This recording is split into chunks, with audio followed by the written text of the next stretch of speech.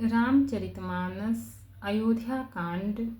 विषय भरद्वाज द्वारा भरत का सत्कार। भावार्थ सहित। भरत जी के वचन सुनकर मुनि ने सुख पाया और सभी ने उनकी बहुत प्रकार से बड़ाई की। मुनि ने कहा, हे तात, अधिक सोच मत करो। श्री रामचंद्र जी के चरणों का दर्शन करते ही सारा दुख मिट जाएगा। दोहा। करि प्रबोधु मुनि बर कहेउ, अतिथि प्रेम प्रिय हो।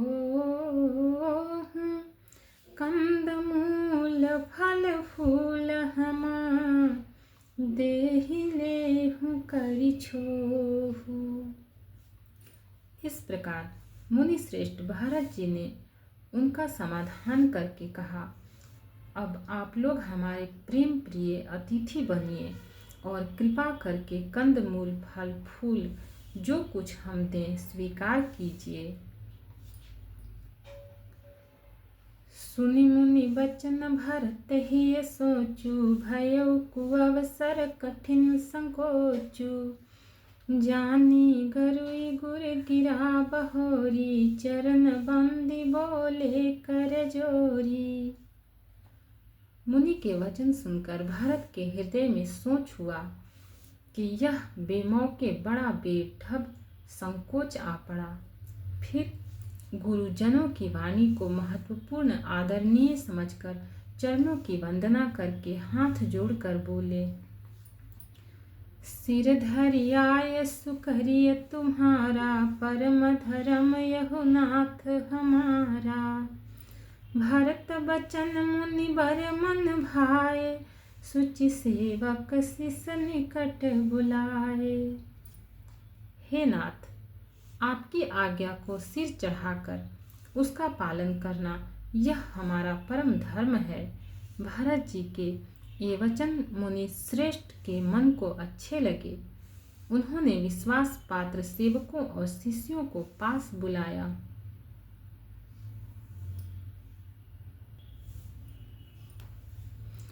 चाहिए कीन्ही भरत पहुनाई, कंद मूल फल आनहु जाई। भले ही नाथ कहि तिन सिर नाय, प्रमुदित निज निज काज सिधाए। और कहा, भरत की पहुनई करनी चाहिए, जाकर कंद मूल और फल लाओ। उन्होंने हे नाथ बहुत अच्छा कहकर सिर नवाया और तब वे बड़े आनंदित होकर अपने अपने काम को चल दिए। मुनि ही सोच पाहुन बड़ नेवता, तसि पूजा चाहिए जस देवता। सुनि रिधि सिधि अनिमादिक आई, आयसु होई सो करहि गोसाई। मुनि को चिंता हुई कि हमने बहुत बड़े मेहमान को नेवता है। अब जैसा देवता हो वैसी ही उसकी पूजा भी होनी चाहिए। यह सुनकर रिद्धियां और अनिमादिक सिद्धियां आ गईं और बोली, हे गोसाई, जो आपकी आज्ञा हो सो हम करें। दोहा। राम बिरह व्याकुल भरतु, सानुज सहित समाज। पहुनाई करिहरहु श्रम, कहा मुदित मुनिराज। मुनिराज ने प्रसन्न होकर कहा, छोटे भाई शत्रुघ्न और समाज सहित भरत जी श्री रामचंद्र जी के विरह में व्याकुल हैं। इनकी पहुनाई आतिथ्य सत्कार करके इनके श्रम को दूर करो। रीथि सीथि सिर धरि मुनि बर बानी, बड़ भागिनी आपुहि अनुमानी। कहहि परस्पर सिधि समुदाई, अतुलित अतिथि राम लघु भाई। रिद्धि सिद्धि ने मुनिराज की आज्ञा को सिर चढ़ाकर अपने को बड़ भागिनी समझा। सब सिद्धियां आपस में कहने लगीं, श्री रामचंद्र जी के छोटे भाई भरत ऐसे अतिथि हैं जिनकी तुलना में कोई नहीं आ सकता। मुनि पद बंदी करिय सोयाजू, होई सुखी सब राज समाजू। अस कहि रचे रुचिर गृह नाना, जेहि बिलोखि बिल खाहि बिमाना। अतः मुनि के चरणों की वंदना करके आज वही करना चाहिए जिससे सारा राज समाज सुखी हो। ऐसा कहकर उन्होंने बहुत से सुंदर घर बनाए, जिन्हें देखकर विमान भी बिलखते हैं, लजा जाते हैं। भोग विभूति भूरि भरि राखे, देखत जिनहि अमर अभिलाषे। दासी दास साजु सब लिन्हे, जोगवत रहहि मनहि मनु दीन्हे। उन घरों में बहुत से भोग, इंद्रियों के विषय और ऐश्वर्य, ठाट बाट का सामान भरकर रख दिया, जिन्हें देखकर देवता भी ललचा गए। दासी दास सब प्रकार की सामग्री लिए हुए मन लगाकर उनके मनों को देखते रहते हैं, अर्थात उनके मन की रुचि के अनुसार करते रहते हैं। सब समाज सज सिधि पल माही, जे सुख सुरपुर सपने नाही। प्रथम ही बास दिए सबके ही, सुंदर सुखद जथा रुचि जेहि।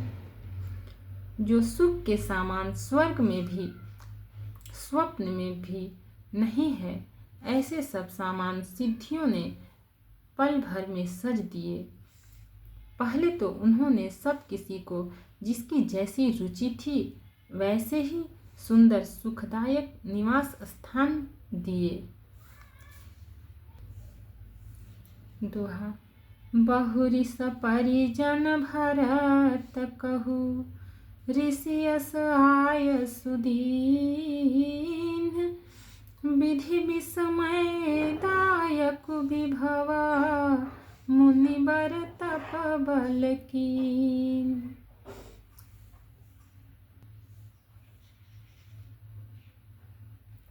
और फिर कुटुंब सहित भरत जी को दिए, क्योंकि ऋषि भरद्वाज जी ने ऐसी ही आज्ञा दे रखी थी। भरत जी चाहते थे कि उनके सब संगियों को आराम मिले, इसलिए उनके मन की बात जानकर मुनि ने पहले उन लोगों को स्थान देकर पीछे सपरिवार भरत जी को स्थान देने के लिए आज्ञा दी थी। मुनि श्रेष्ठ ने तपोबल से ब्रह्मा को भी चकित कर देने वाला वैभव रच दिया। मुनि प्रभाव जब भरत बिलोका, सब लघु लगे लोकपति लोका। सुख समाज नहीं जाई बखानी, देखत बिरति बिसारहि ज्ञानी। जब भरत जी ने मुनि के प्रभाव को देखा तो उसके सामने उन्हें इंद्र, वरुण, यम, कुबेर आदि सभी लोकपालों के लोग तुच्छ जान पड़े। सुख की सामग्री का वर्णन नहीं हो सकता, जिसे देखकर ज्ञानी लोग भी वैराग्य भूल जाते हैं। आसन शयन सुबसन बिताना, वन बाटिका बिहग मृग नाना। सुरभि फूल फल अमिय समाना, विमल जलाशय विविध विधाना।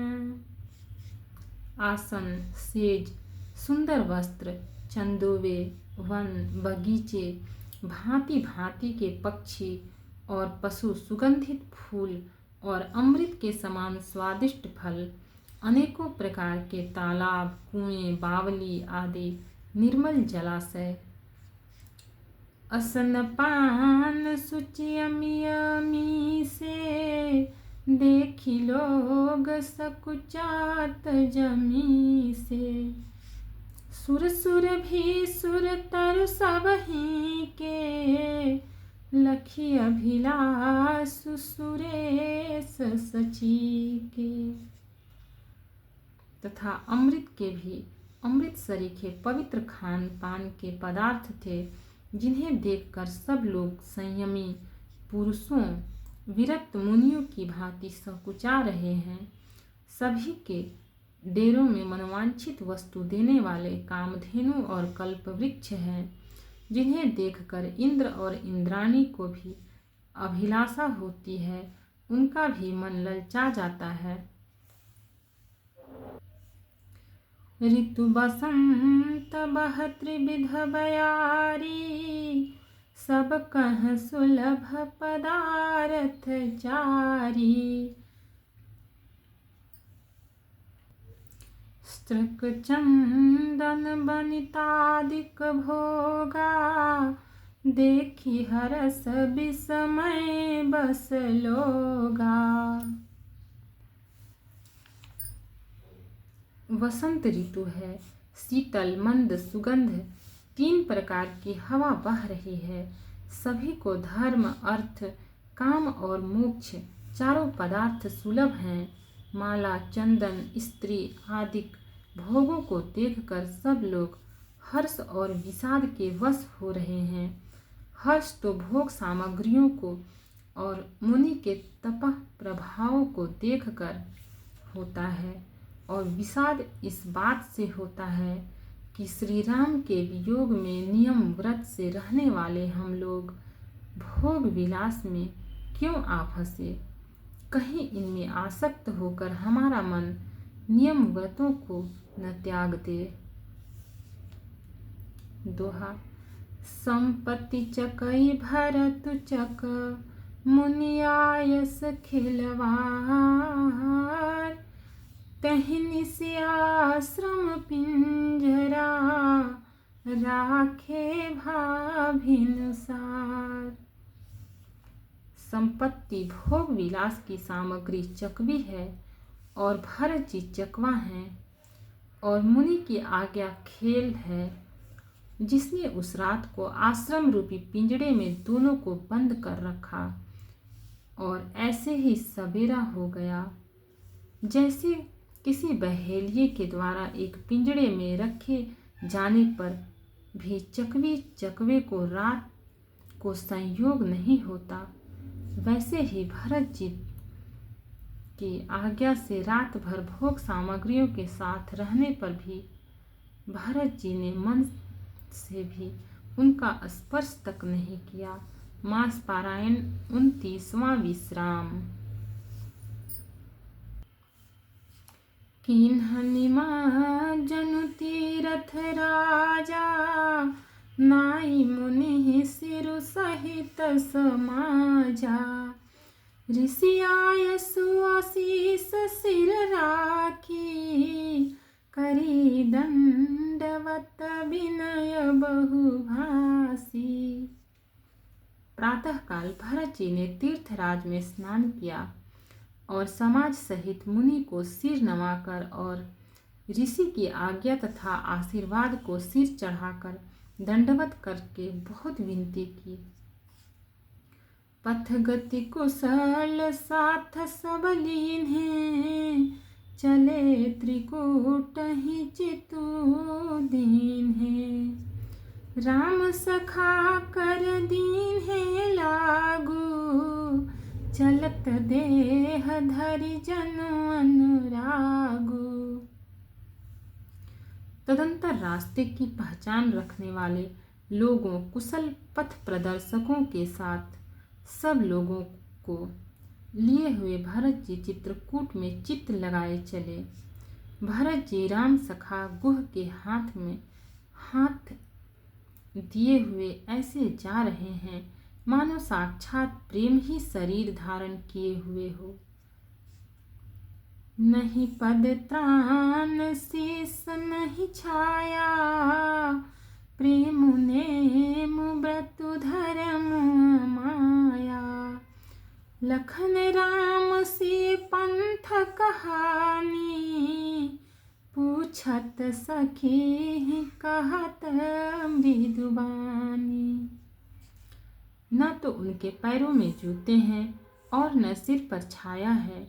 उनका प्रेम नियम व्रत और धर्म निष्कपट सच्चा है।